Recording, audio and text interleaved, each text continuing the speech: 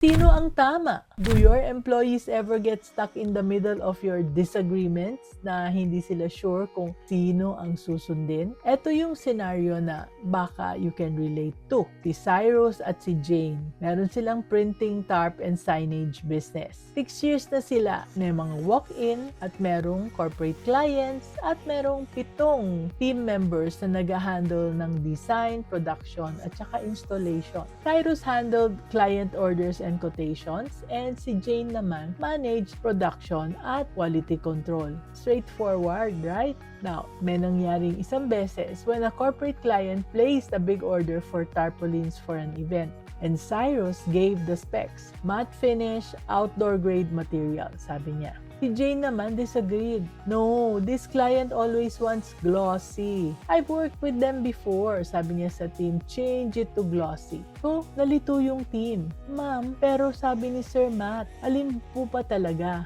And Jane insisted, sabi niya, just follow me. Kilala ko tong client dahil nagpagawa na siya sa atin noon. And so they printed glossy. And when the client received it, they rejected the order. We specifically requested matte. It's for an outdoor event. Glossy creates glare under sunlight. And as a result, Cyrus and Jane had to reprint everything. Yung client, talagang napaka-unhappy niya and even delayed settling the invoice. And after that, the team did not know who to trust. Every project parang risky. Sino kaya ang tama this time? They hesitated on each decision. Anak, itong lesson. When leaders publicly disagree without a clear final authority, even your best employees can get caught in the middle. Hindi nila sinasadya. Sumusunod lang sila sa kung ano yung nakikita nilang tama. Pero kapag walang malinaw na final decision, lahat ng proseso at accountability nagiging magulo.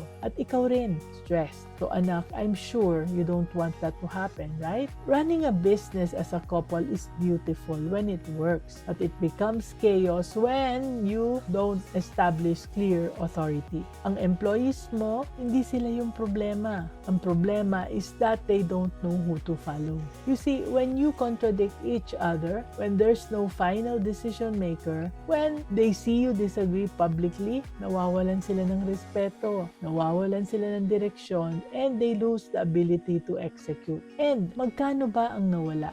Delayed projects, lost clients, wasted materials, repeated work, frustrated teams, thousands, sometimes hundreds of thousands nawawala. Hindi dahil sa incompetent sila, but because confused sila. Kaya, itong linggong to, take a moment to look at your business. Ask yourself, malinaw ba ang roles? Alam ba ng employees kung sino ang final decision maker? Nagkaka-disagree ba kayo sa harap ng team? If you answered yes to any of these, anak, it's time to sit down with your partner and define authority clearly. Not because one of you is more important, but because your business needs clarity to survive and to grow. You have already worked hard to let confusion destroy what you built together. So, tell me in the comments, sino ba talaga ang susundin sa negosyo ninyo? Have you experienced this? What happened? Kaya, always remember what good partnership is. And always be business-minded, Pinoy.